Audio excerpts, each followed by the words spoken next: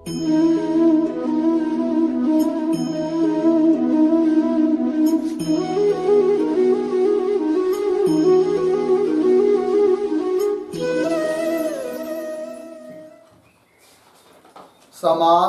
प्रकरणम। ठीक है जी। तो हम लोग अब समास का विचार करेंगे। लघु के अनुसार समास का विचार बाद में करेंगे। पहले समास क्या है, कैसा है, कितने प्रकार का है, कैसा होता है, इन सभी बातों का चिंतन कर लेते हैं। तो समास क्या है? तो व्याकरण मतलब संस्कृत भाषा, तो संस्कृत भाषा में प्रमुख है समास प्रकरण, संधि प्रकरण और समास प्रकरण। अभिन्न अभिन्न अंग है, बहुत महत्वपूर्ण अंग है। संधि अच्छी तरह से नहीं रहेगी तो पढ़ते समय आपको पदच्छेद ही नहीं कर पाएंगे, तो अर्थबोध नहीं होगा, शब्द ही अलग अलग नहीं होंगे। इसलिए संधि प्रकरण भी बहुत काम का है। संधि और सामासिक शब्द, इनके बिना संस्कृत भाषा ही नहीं रहती है। कहीं पर भी थोड़ा भी कहीं पैराग्राफ आपको मिलेगा तो इसमें दो अंग जरूर होते हैं। क्या? संधि भी रहती है और सामासिक शब्द भी उसमें रहते हैं। इसलिए समास को समझना बहुत आवश्यक है। तो समास शब्द के ऊपर पहले हम लोग चिंतन करते हैं। समास की व्याख्या, समास मतलब क्या, लिखते समासः बराबर नंबर 1 समसनम समासः।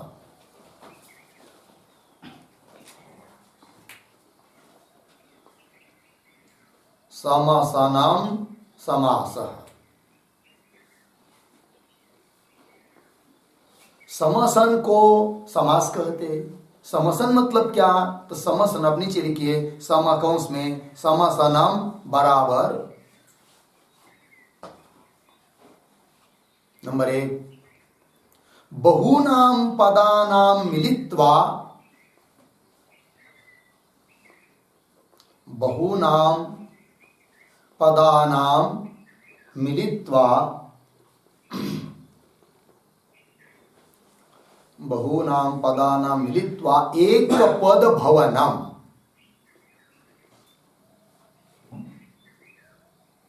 एक पद भवनम। ठीक है जी। तो अर्थ क्या? बहुनाम पदानाम, अनेक पद। तो अनेक पदों को अलग अलग न रखकर उनको मिलाकर उनका एक पद बनाना, यही हुआ क्या जी? समसन। और समसन को ही कहते हैं क्या? समास। तो समसन के बारे में लिखा बहुनाम पदानाम मिलित्वा एक पद, और एक लिखिए नंबर 2 अनेकस्य पदस्य, अनेकस्य पदस्य एक पदी भवनम।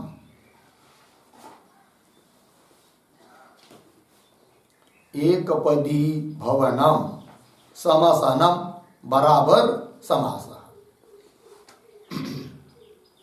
अनेकस्य पदस्य एक पदी भवनम समसनम बराबर समासः। अनेक पदों का एक पद होना, अर्थ वही है। ठीक है जी। चलिए, समास की एक व्याख्या लिख दी हम लोगों ने, समसनम समास। समसन मतलब थोड़े में कहना हो तो संक्षिप्तीकरण है कि नहीं, बहुत ज्यादा विस्तार है उसका छोटे में करना, यही क्या है जी? समास। तो चलिए समास की और एक व्याख्या लिखते हैं नंबर 2 द्व्यादि पदानाम, द्वि आदि पदानाम संधि करके द्व्यादि पदानाम एक पदता संपादकः, एक पदता संपादकः वृत्ति विशेषः।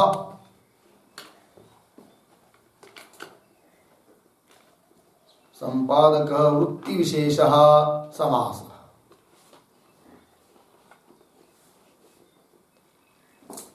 ठीक है जी।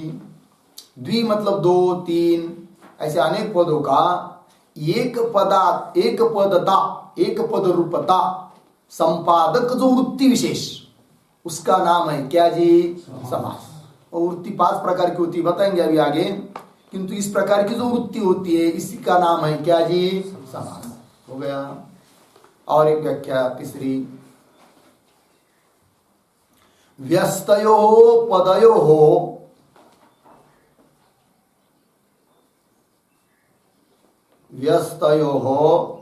पदयो व्यस्त पदानां वा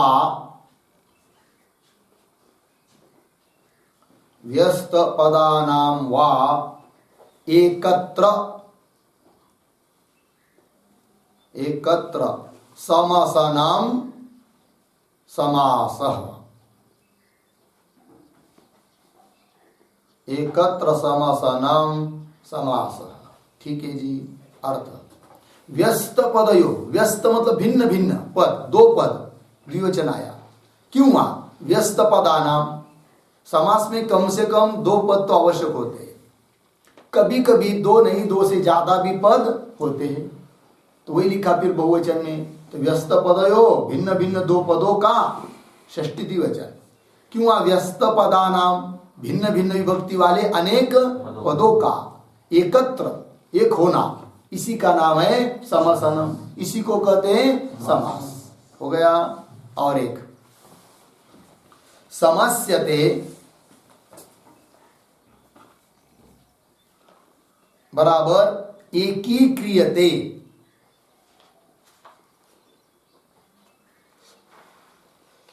एकीक्रियते प्रयोक्तृभिः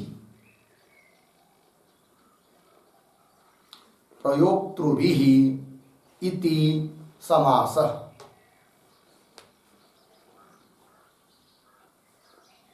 इति समासः। हो गया। अर्थ, समस्यते, समस्यते का अर्थ कर दिया क्या? एकीक्रियते प्रयोक्तृभिः, प्रयोक्ता प्रयोग करने वाला जो पुरुष, उन लोगों के द्वारा, प्रयोग करने वालों के द्वारा एकीक्रियते, अनेक पदों का एक पद किया जाता है, इसी का नाम है क्या जी? समास। हो गया। चलिए अभी समास शब्द कैसा निर्माण हुआ इस पर विचार करते हैं। नीचे लिखेंगे। अब ये हो गया, समास की व्याख्या लिख दिया। अब समास शब्द कैसा उत्पन्न हुआ इस पर लिखते हैं। समपूर्वक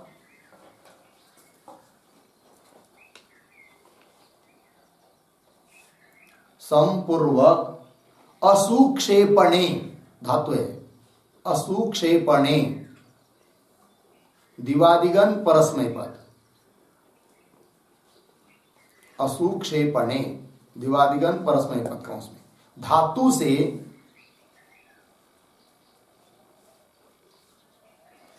भाव में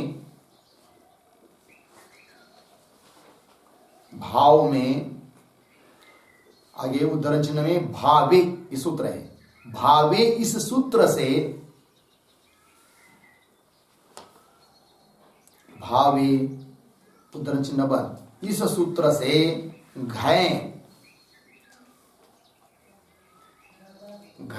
कंस में लिखिए अ, क्योंकि घय का अ बचता है, कंस बन घय हुआ ना, प्रत्यय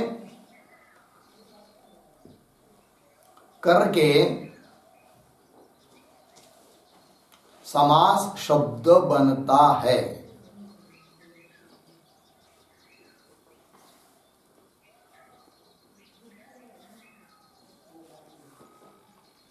समास शब्द बनता है। ठीक, लिखिए नीचे के पंक्ति में, सम अधिक अस अधिक घय, सम अधिक अस अधिक घय, और इधर प्रक्रिया, उधर सूत्र भावे, भावी सूत्र से घय प्रत्यय हुआ। आगे जैसे लघु में लिखते हम लोग वैसे ही भावी लिखा। अब हलंत्यम,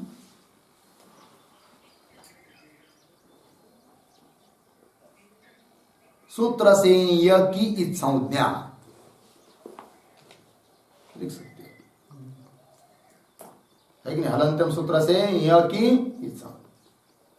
अर्धविराम, लशक्व तद्धिते सूत्र से घ की इत संज्ञा होकर, लशक्व तद्धिते सूत्र से घ की इत संज्ञा होकर उन इत संज्ञाओं का तस्य लोप सूत्र से लोप, तस्य लोप सूत्र से लोप, अर्थात घय में से अ बचता है।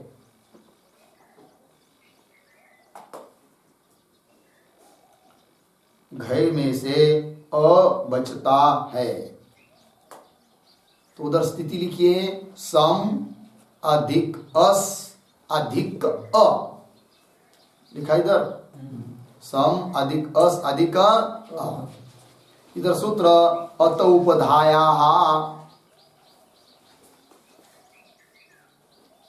अतोपदाया सूत्र से उपधा को वृद्धि,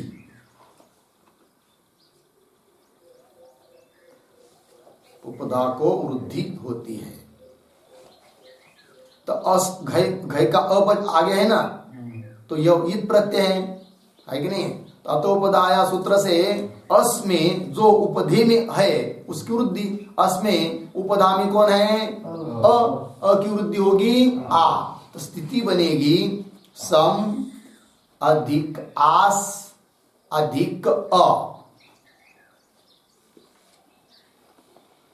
सम तो उपसर्ग है, ठीक है ना, सम अधिक आस अधिक अ जोड़ दीजिए तो बन गया समास।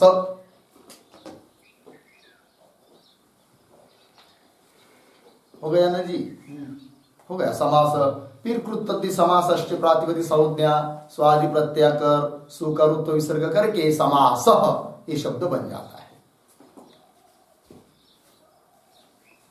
तो बन गया समास। समास का अर्थ है संक्षेप। देखिए, समास का अर्थ है संक्षेप।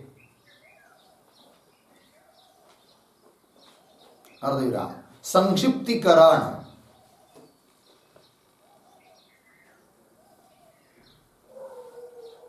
संक्षिप्तीकरण हो गया। समास का अर्थ क्या है? संक्षेप किंवा संक्षिप्तीकरण, अनेक पदों का एक पद करना, यही संक्षिप्तीकरण हुआ। हो गया। चलिए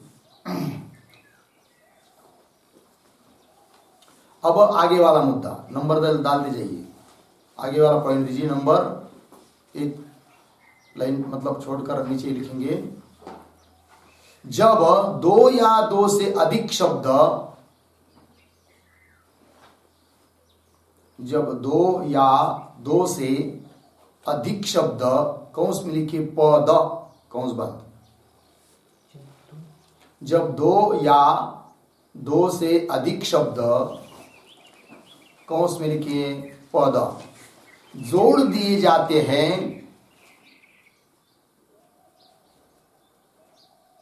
जोड़ दिए जाते हैं और उनके विभक्ति चिन्हों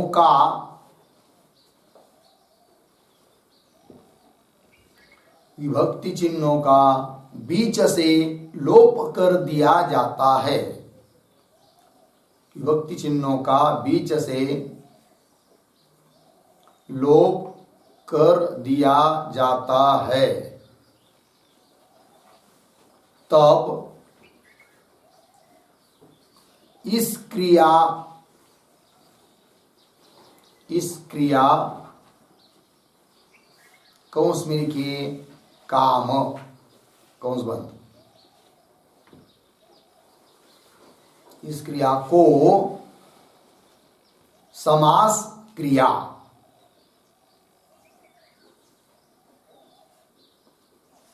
समास क्रिया कौंस में लिखिए संक्षिप्त करना, संक्षिप्त करना, संक्षिप्त करना, कंस बंद, कहते हैं।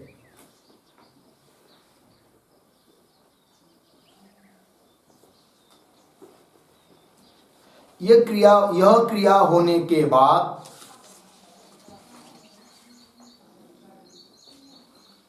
यह क्रिया होने के बाद जो एक शब्द बनता है,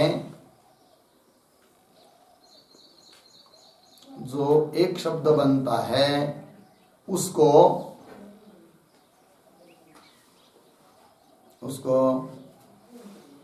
सामासिक शब्द, सामासिक शब्द किंवा समस्त शब्द किंवा समासांत पद कहते हैं।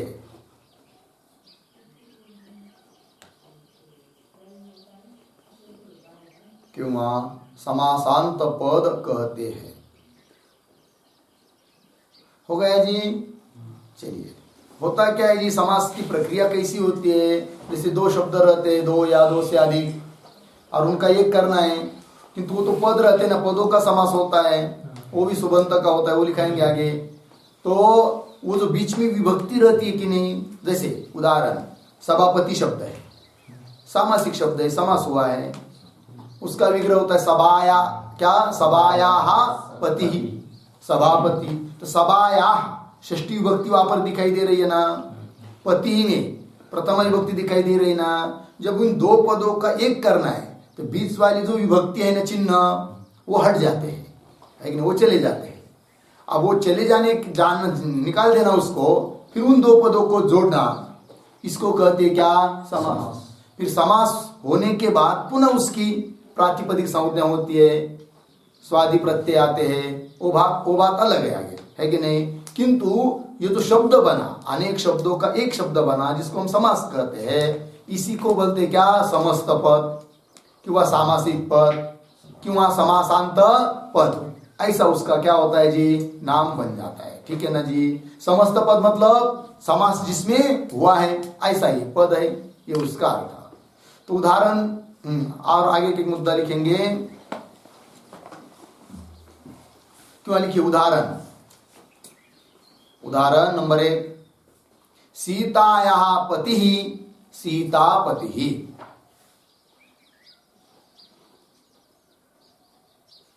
सीतायाः पतिः सीतापतिः। उदाहरण नंबर 2, नृपस्य सुतः नृपसुतः। नृपस्य सुतः नृपसुतः। नंबर 3 हुआ ना, नृपस्य सुतानां धनम। नृपस्य सुतानां धनम नृपसुत धनम।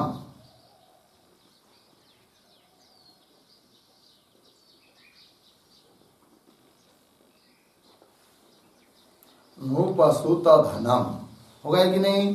अब देखिए, तो सीतायाः पति सीतापति, तो बीच में विभक्ति को हट गई तो सीतापति बना, फिर बाद में पुनः प्रातिपदिक संज्ञा होकर स्वादि सु आकर शब्द बन गया सीता। यहाँ पर सामासिक शब्द कौन है? सीतापति, है कि नहीं। और सीतायाः पति क्या हुआ? उसका विग्रह। वही नृपस्य सुत, यहाँ पर भी तो नृपसुत, ये क्या हुआ? सामासिक पद, समस्त पद, ठीक है ना, किंवा सामासिक शब्द, और उसका विग्रह है क्या? नृपस्य सुत। अब नृपसुत बनने के बाद बीच वाली षष्ठी दिखाई दे रही है क्या? नहीं, वो हट गई, एक पद बन गया नृपसुत। किंतु जब पुनः विग्रह करते हैं तो पुनः उसी पूर्वावस्था को बताना पड़ता है। तो नृपसुत, इसका कोई पूछेगा कि विग्रह करो, तो विग्रह क्या हो जाएगा? नृपस्य सुतः। ठीक है ना। समझ लीजिए कई शब्द आया नृपसुत धनम, तो ये सामासिक शब्द हुआ, समस्त पद हुआ, और इसका विग्रह यदि करना हो तो नृपस्य सुतानां धनम, अब देखिए संक्षिप्तीकरण हुआ कि नहीं, है कि नहीं। समास मतलब क्या, संक्षिप्तीकरण, छोटा करना। तो पहले कितना, नृपस्य सूतानाम धनम धनम, 3 पद स्वतंत्र बन गए, बड़ा वाक्य हुआ। और एक शब्द में कह दिया अब क्या, नृपसूत धनम, तो संक्षिप्तकरण हुआ कि नहीं। इसी को बोलते क्या हुआ, फिर यहाँ समास हुआ, अर्थात संक्षिप्त हुआ, है कि नहीं। ये बात हो गई। अब आगे चलिए, आगे का मुद्दा। समास सुबंत पदों का ही होता है। समास सुबंत पदों का ही होता है। अर्धविराम, तिङंतों का नहीं, तिङंतों का नहीं, पूर्ण विराम। सुबंतों में भी, सुबंतों में भी उन्हीं सुबंतों का, उन्हीं सुबंतों का समास होता है, समास होता है जिनका परस्पर,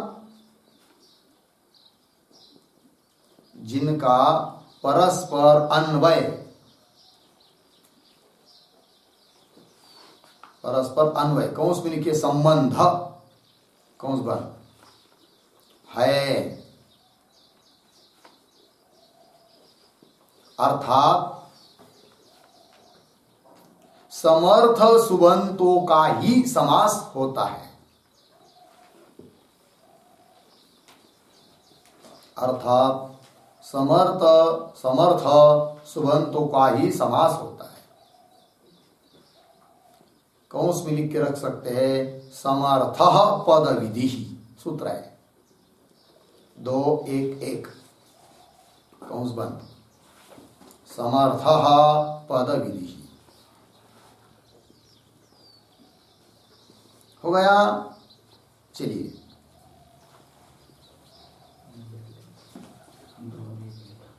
2-1-1 अर्थ समझ लेंगे।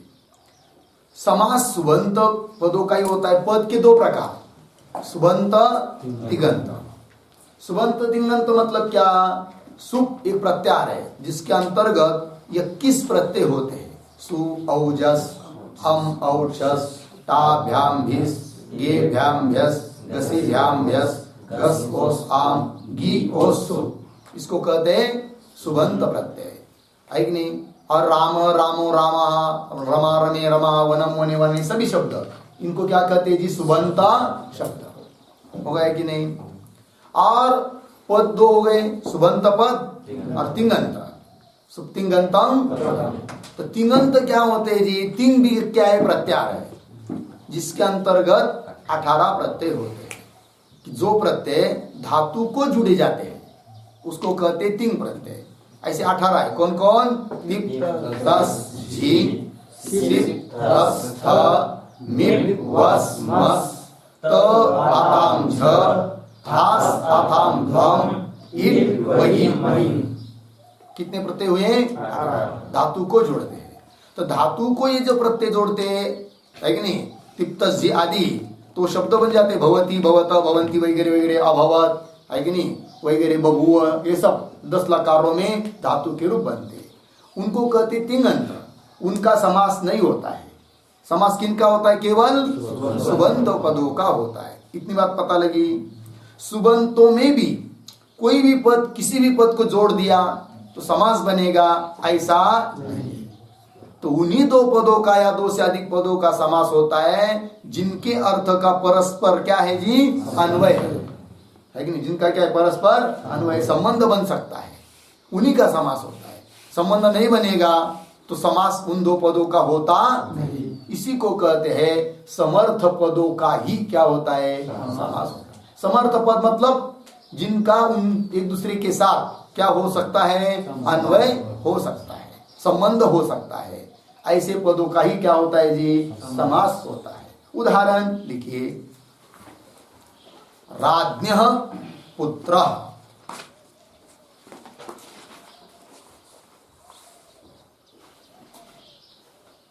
राज्ञः पुत्रः बराबर राजपुत्र।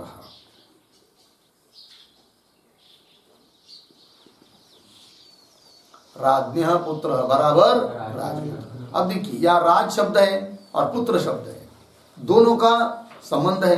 राजा का पुत्र संबंध होता है कि नहीं, षष्ठी हुई राज्ञः पुत्र, तो दोनों का क्या हो जाता है, फिर समास बन जाता है। ठीक है ना, राज्ञः पुत्र।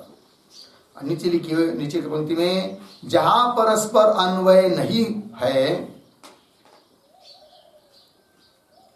जहां परस्पर अन्वय नहीं है वहां समास नहीं होता है। वहां समास नहीं होता है। उदाहरण नंबर 1, भवती दर्शनम राज्ञः। भवती दर्शनम राज्ञः अर्धविराम। पुत्रः चोरस्य धावति। पुत्रः चोरस्य धावति पूर्णविराम। यहाँ राज्ञ शब्द का अन्वय किंवा राज्ञ का अन्वय, यहाँ राज्ञ का अन्वय दर्शन के साथ है। दर्शन के साथ है और पुत्र का अन्वय, पुत्र का अन्वय चोर के साथ है।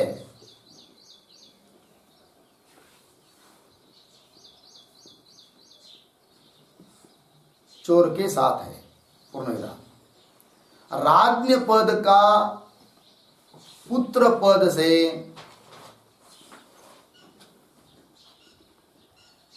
राज्ञ पदार्थ का पुत्र पदार्थ से, पद से या पदार्थ से अन्वय नहीं है।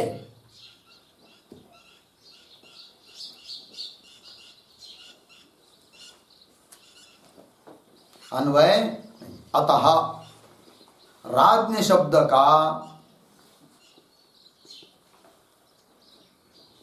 राज्ञ शब्द का पुत्र शब्द के साथ,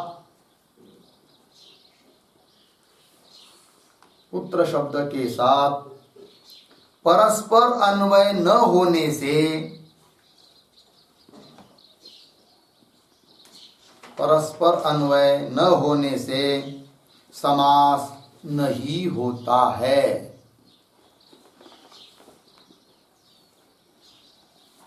समास नहीं होता है।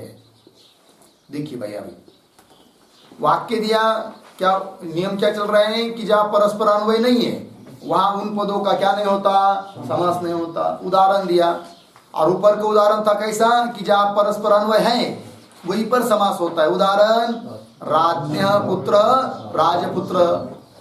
किंतु कहीं पर किसी स्थल पर राज्ञ पद का पुत्र पद के साथ अन्वय नहीं है, तब उन दोनों का समास नहीं होगा, है कि नहीं।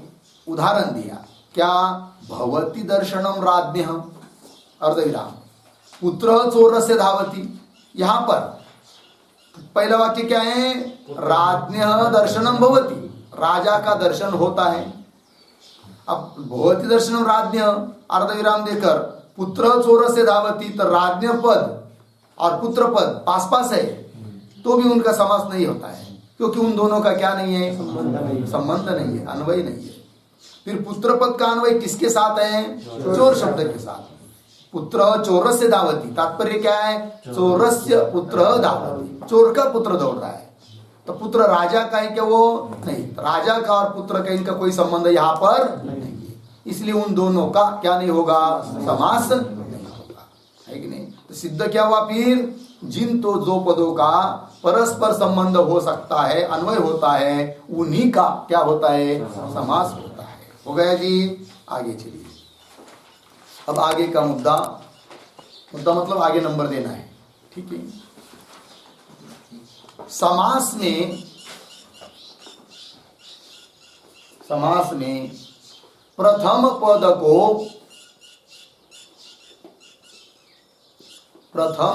को पूर्व पद कहते हैं। पूर्व पद कहते हैं और द्वितीय पद को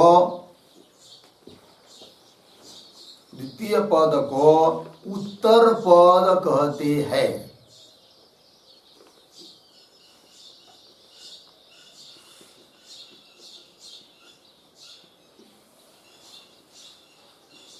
क्या हुआ? द्वितीय पद को उत्तर हो गया। आगे पूर्ण विराम। समास होने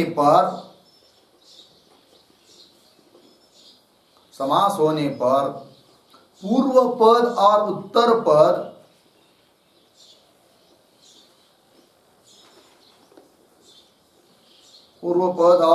पद मिलकर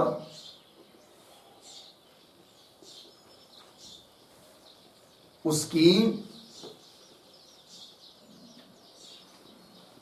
प्रातिपदिक संज्ञा होती है।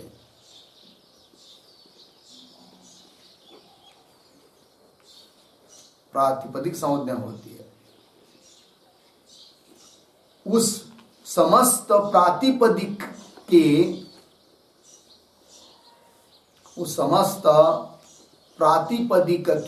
पर में सु आदि विभक्ति प्रत्यय आते हैं।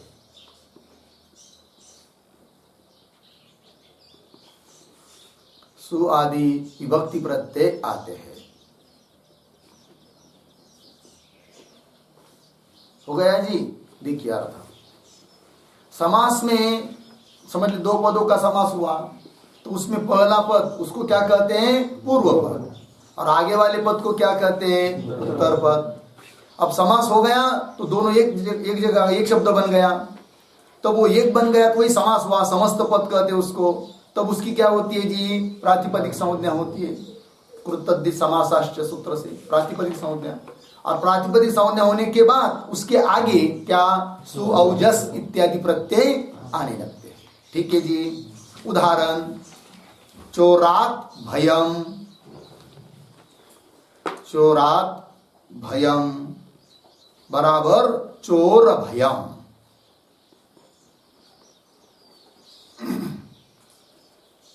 चोरात भयम बराबर चोर भयम। यहां चोर यह पूर्व पद है, चोर यह पूर्व पद है और भयम यह उत्तर पद है।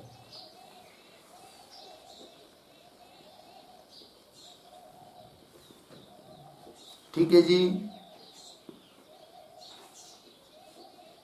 और चोर भय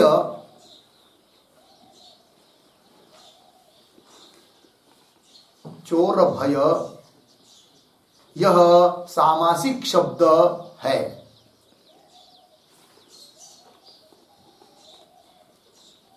यह सामासिक शब्द है। उसके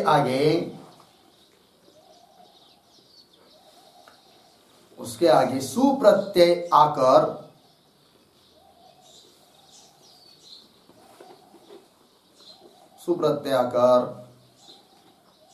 नपुंसक लिंग की प्रक्रिया के अनुसार, नपुंसक लिंग प्रक्रिया के अनुसार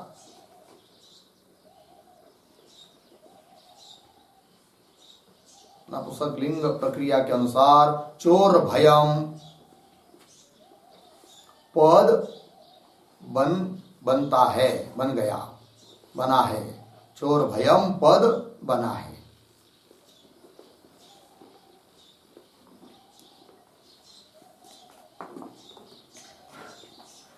हो गया? चलिए उदाहरण दूसरा, शास्त्रे निपुणः बराबर शास्त्र निपुणः। शास्त्रे निपुणः बराबर शास्त्र निपुणः। ठीक है जी? नीचे के लाइन में शास्त्रंगी निपुण या शास्त्रंगी अधिक निपुण सु।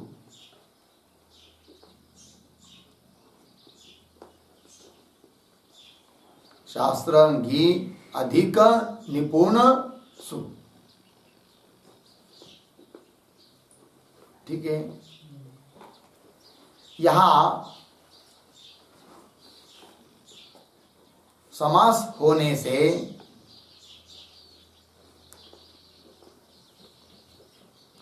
गी और सु विभक्ति का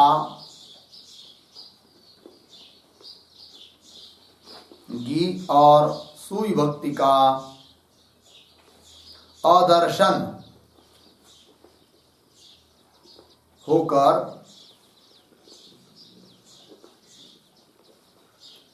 होकर शास्त्र निपुण यह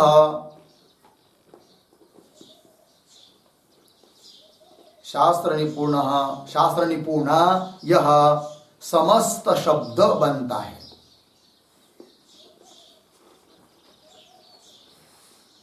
समस्त शब्द बनता है। उसकी कृतद्धित समासाष्ट सूत्र से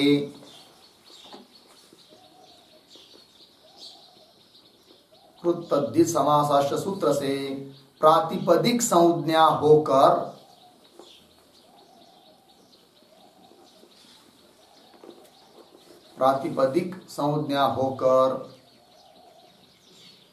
पुनः विभक्ति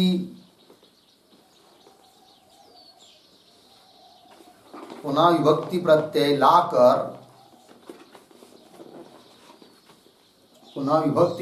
लाकर शास्त्र निपुण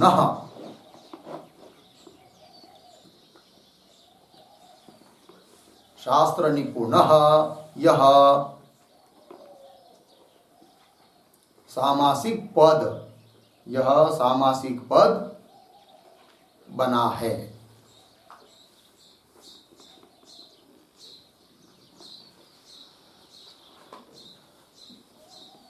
ठीक है ना जी, चलिए तो क्या उदाहरण दिया, शास्त्रे निपुण है कि नहीं।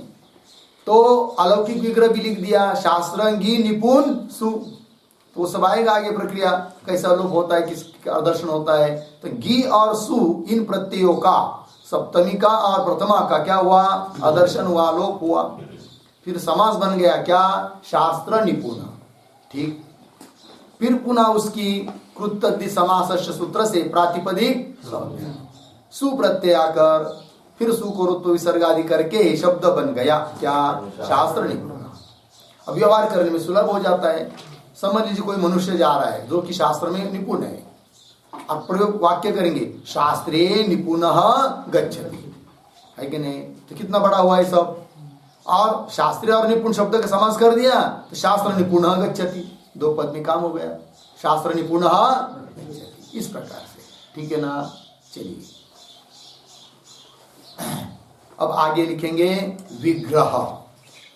समास समझना है, अब समास क्या होता है करके, कैसा होता है करके, अब उसका विग्रह भी समझ में आना चाहिए कि विग्रह क्या है करके। तो लिखते विग्रह, हीडिंग दिया विग्रह, लिखेंगे नंबर 1 विग्रह पद की व्याख्या। विग्रह बराबर नंबर 1 वृत्त्यर्थावबोधकम,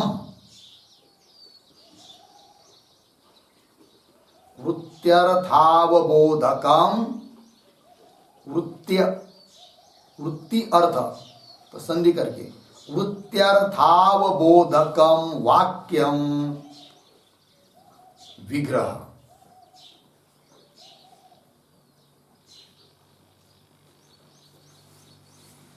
ठीक है, अर्थ समझ लीजिए। वृत्ति का अर्थ, उस अर्थ है कि नहीं। तो वृत्ति क्या है जी, वृत्ति मतलब अंतःकरण की वृत्ति नहीं लेनी यहां पर। तो वृत्ति 5 बताएंगे, लिख के देंगे। 5 वृत्ति होती है यहाँ पर। तो उन वृत्ति का व्याकरण शास्त्र में भी वृत्ति होती है, कितनी, 5 प्रकार की।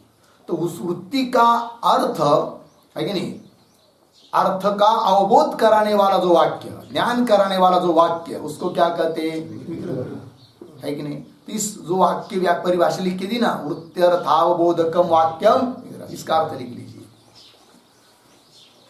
वृत्ति योग का अर्थ, वृत्तियों का अर्थ बोध कराने के लिए,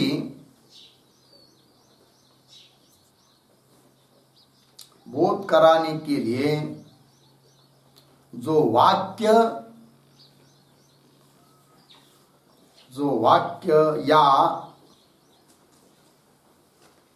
पदावली प्रयुक्त की जाती है, पदावली प्रयुक्त की जाती है, उसे विग्रह कहते हैं।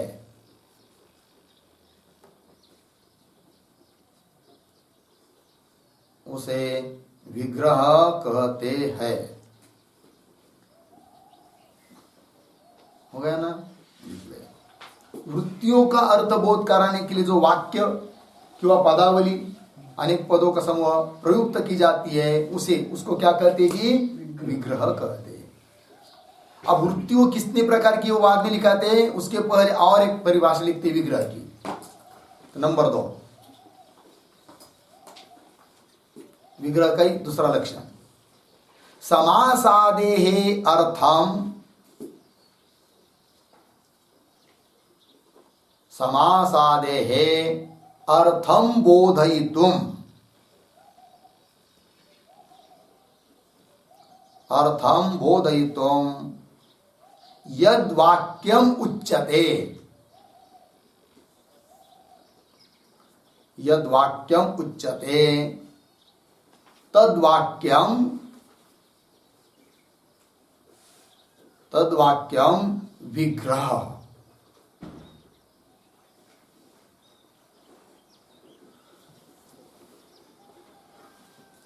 हो गया जी? देखिए भाई क्या अर्थ, समासादे अर्थम बोधयितुम, समासादि पदों का अर्थ बोध कराने के लिए, यद वाक्य उच्यते, जो वाक्य उच्चारित किया जाता है उस वाक्य को ही बोलते हैं क्या? विग्रह। ठीक है ना? इसका अर्थ लिखिए हिंदी में, समस्त, कौंस में लिखिए सामासिक शब्द, कौंस बार आगे, शब्द को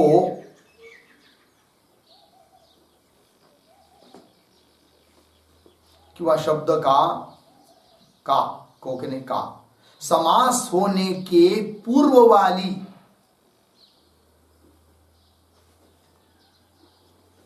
समास होने के पूर्व वाली अवस्था में,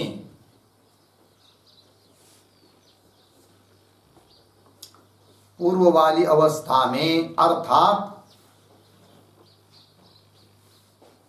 विभक्ति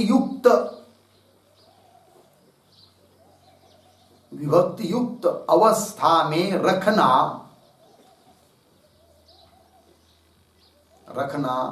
विग्रह कहलाता है।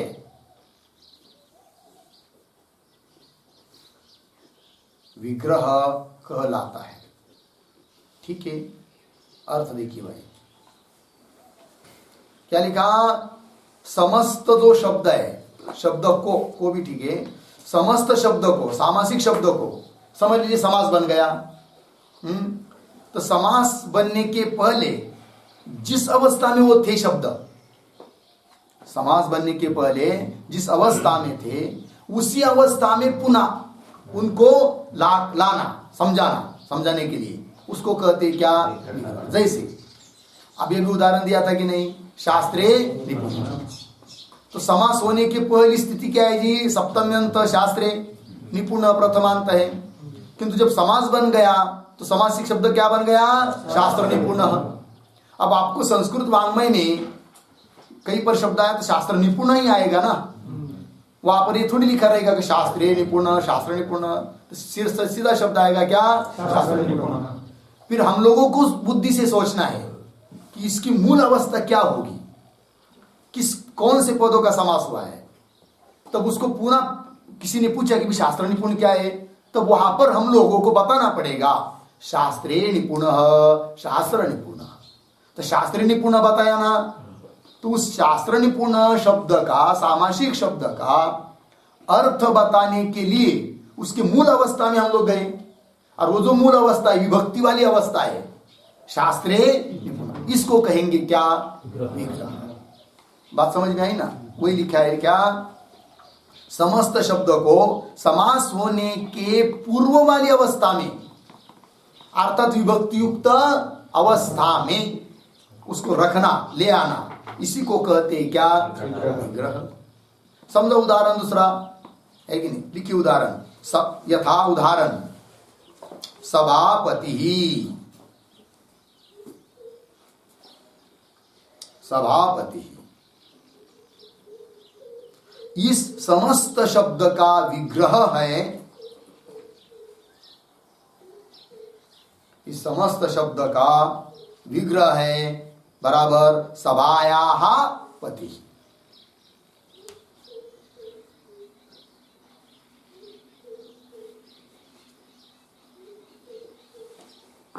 हो गया कि नहीं? सभायाः पति। तो उदाहरण दे दिया, जैसे सभापति सामासिक शब्द है, समास युक्त समास हुआ इसमें।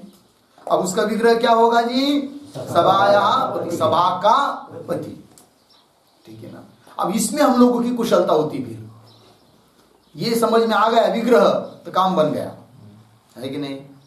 तो सभापति शब्द दिखाई दे रहा है, अब इसको विग्रह कैसा करना, इसमें चातुर्य चाहिए।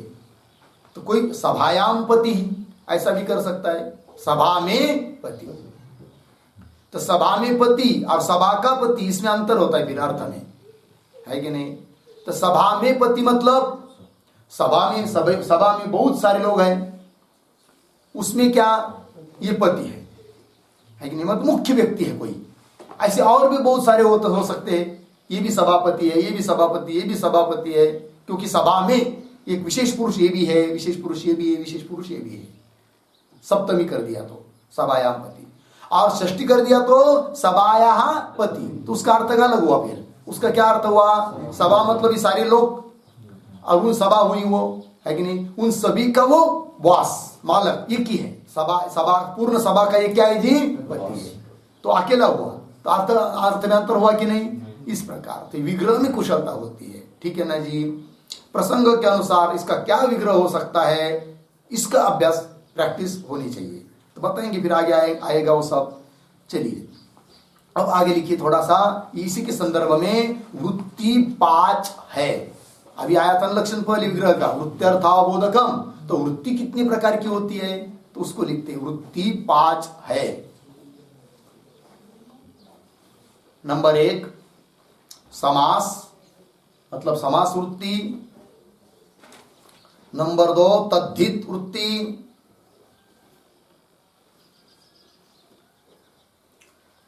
नंबर 3 कृदंत वृत्ति।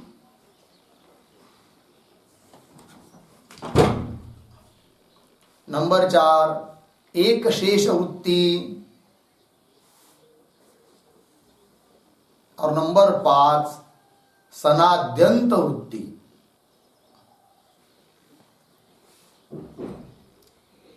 सनाद्यंत वृत्ति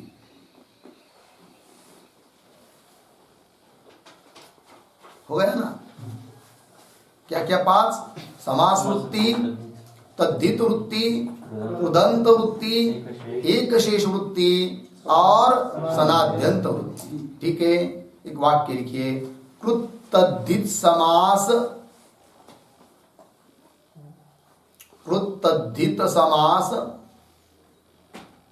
एक शेष,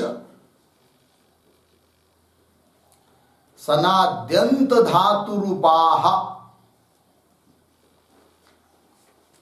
सनाद्यंत धातु रूपाः पंचवृत्तयः, सनाद्यंत धातु रूपाः पंचवृत्तयः। क्या क्या? कृत तद्धित समास एक शेष सनाद्यंत धातु रूपाः पंचवृत्तयः।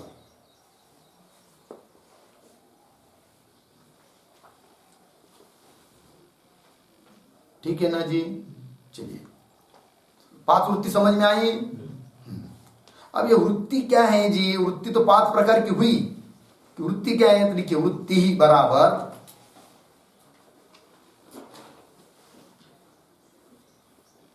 वृत्ति क्या है? हाँ, बराबर विग्रह वाक्यावयव पदार्थेभ्यः। विग्रह वाक्यावयव, विग्रह वाक्यावयव पदार्थेभ्यः परः बराबर अन्यः।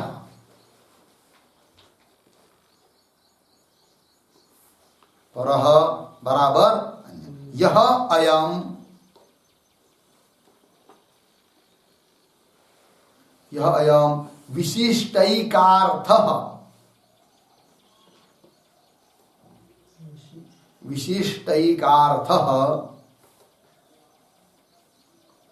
विशिष्टैकार्थः अर्धविराम तत्प्रतिपादिका,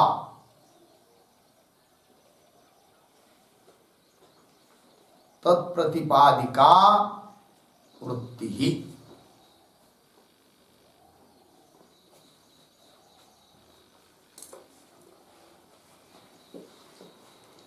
कौंस में लिखिए, प्रथम विगृहीतानां पदानां, प्रथम विगृहीतानां पदानां,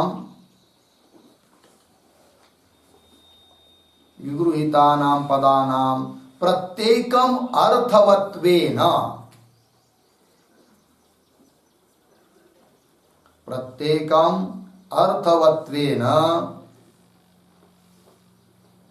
अर्धविराम समुदाय शक्त्या, समुदाय शक्त्या विशिष्टैकार्थ, विशिष्टैकार्थ प्रतिपादिका,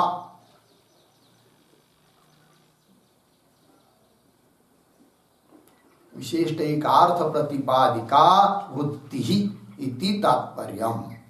कौंस बंद।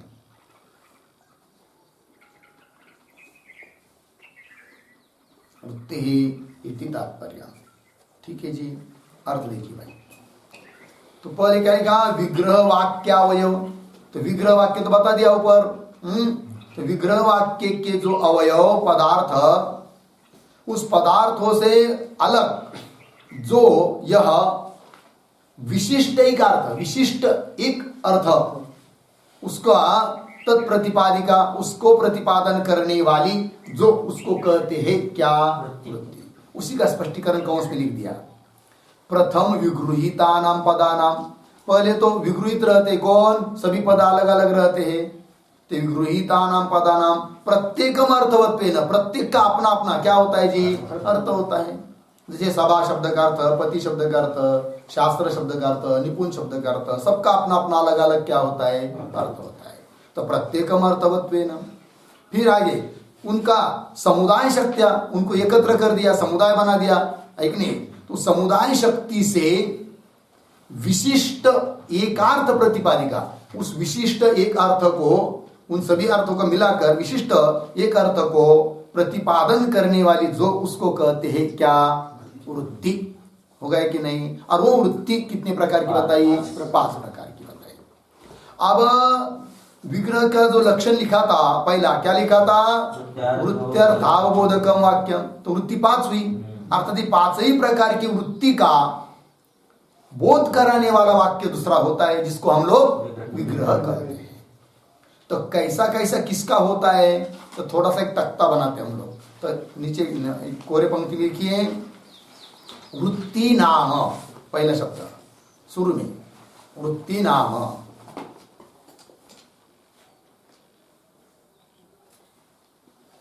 उसी लाइन में कुछ जगह छोड़कर बीच में लिखिए विग्रह। विग्रह। अब उसी लाइन में कुछ जगह छोड़कर लास्ट में लिखिए उदाहरणम।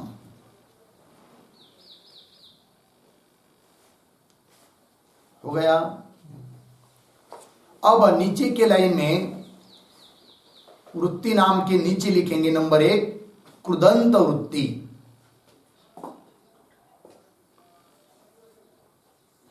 कृदंत वृत्ति।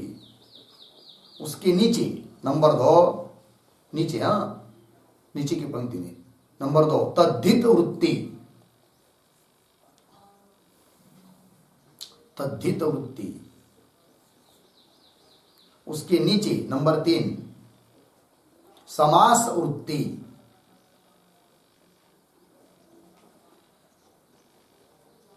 समास वृत्ति।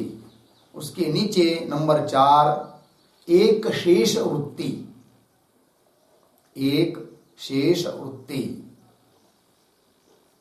और नंबर 5 सनाद्यंत धातु वृत्ति। सनाद्यंत धातु वृत्ति। कितनी वृत्ति हुई? 5। कृदंत वृत्ति, तद्धित वृत्ति, समास वृत्ति, एक शेष वृत्ति और सनाद्यंत धातु वृत्ति। ठीक है। अब इधर विग्रह के नीचे लिखेंगे कृदंत वृत्ति के सामने, विग्रह के नीचे लिखेंगे पचति इति।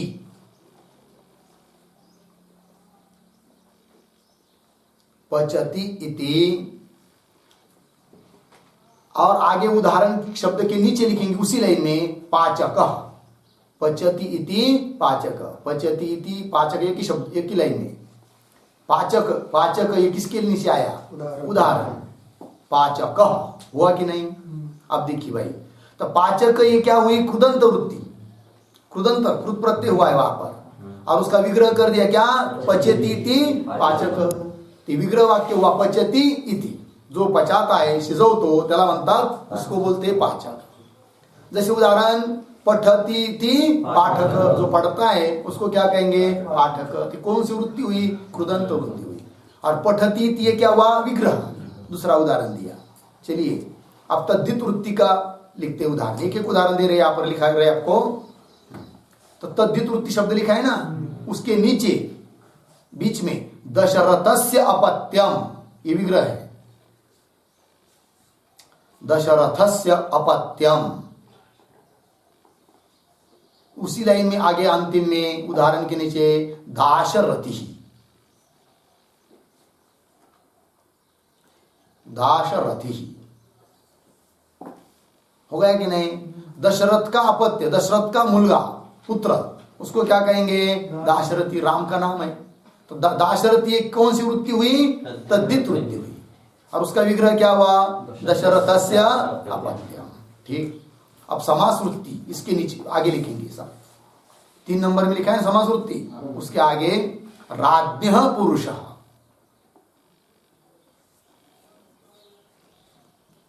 राज्ञः पुरुषः।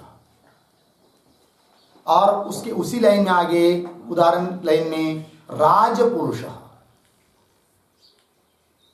राजपुरुषः हो गया। तो राजपुरुष ये क्या हुआ? समास है कि नहीं? समास वृत्ति है।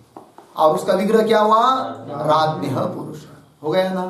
अब आगे चलिए नंबर 4 पर जो था एक शेष वृत्ति, उस लाइन में लिखते हैं आगे माता च पिता च।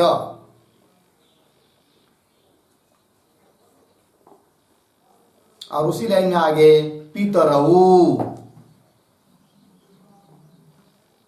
पितरऊ। तो पितरऊ ये क्या हुई? एक शेष वृत्ति हुई। उसका अर्थ दोनों होता है, माता और पिता, किंतु विग्रह बताना है तो माता च पिता च ये बताना पड़ेगा। ठीक। आगे चलिए सनाद्यंता धातु वृत्ति लिखा है ना, तो उस लाइन में लिखेंगे विग्रह की लाइन में नीचे नंबर 1 पठितुम इच्छति। 2-3 उदाहरण इसके। पठितुम इच्छति। फिर आगे उसी लाइन में पी पठीषति। पी पठीषति हो गया।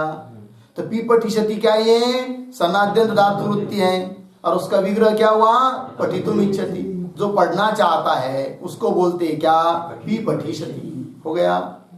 तो पठितुम इच्छति लिखा ना, उसके नीचे दूसरे लाइन में दूसरा उदाहरण, क्योंकि सनाद्यंत प्रत्यय बहुत सारे हैं तो एक दो उदाहरण दे रहे हैं। तो नंबर 2 पठितुम इच्छति के नीचे पुत्रम आत्मनः इच्छति। पुत्रम आत्मनः इच्छति बराबर। आगे उसी लाइन में पुत्र काम्यति, ये उदाहरण हुआ। पुत्र काम्यति, काम्यच प्रत्यय हुआ यहां।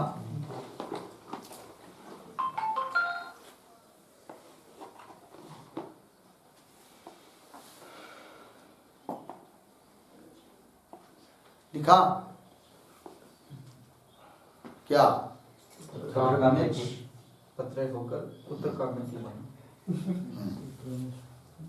पुत्रम आत्मनः इच्छति और उसके आगे क्या लिख दिया? पुत्र काम्यति। काम्यच प्रत्यय होकर पुत्र काम्यति शब्द बना। हो गया ना? सनाद्यंत धातु वृत्ति है और उसको विग्रह क्या हुआ? पुत्रम आत्मनः। अब इधर पुत्रम आत्मनः इच्छति के नीचे नंबर 3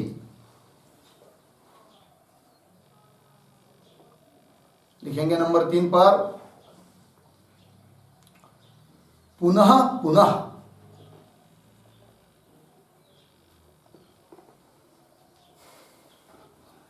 तिरकी रेचा देनी, अब्लिक कहते उसको।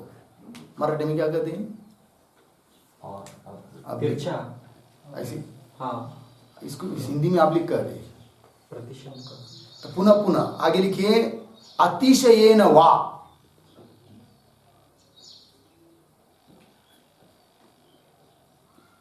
अतिशयेन वा नृत्यति। नृत्यति नृत्यति बराबर। उदाहरण के नीचे नरी नृत्यते। नरी नृत्यते। तो नरी नृत्यति क्या हुआ? सनाद्यंत धातु वृत्ति है और उसका विग्रह क्या हुआ? पुनः पुनः। तो पुनः पुनः नृत्यति नरी नृत्यति, एक अर्थ। क्यों? अतिशयेन नृत्यति नरी नृत्यति, बार बार नाचता है। लेकिन कोई बालिका समझ लीजिए नाच रही है, बार बार नाच रही है 2-2 मिनट में, तो उसको क्या कहेंगे? नरी नृत्यते। बालिका नरी नृत्यते। ठीक है ना? क्यों? अतिशय नाच रही है।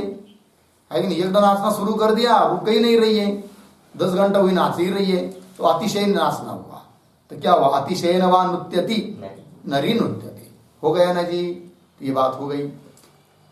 तो समझ में आया 5 वृत्ति, उसका उदाहरण और उसका विग्रह कैसा होता है। ठीक। अब विग्रह 2 प्रकार का होता है, किंतु इसका विचार हम लोग कल करते हैं। ओम पूर्णमदः पूर्णमिदं पूर्णात् पूर्णमुदच्यते पूर्णस्य पूर्णमादाय पूर्णमेवावशिष्यते।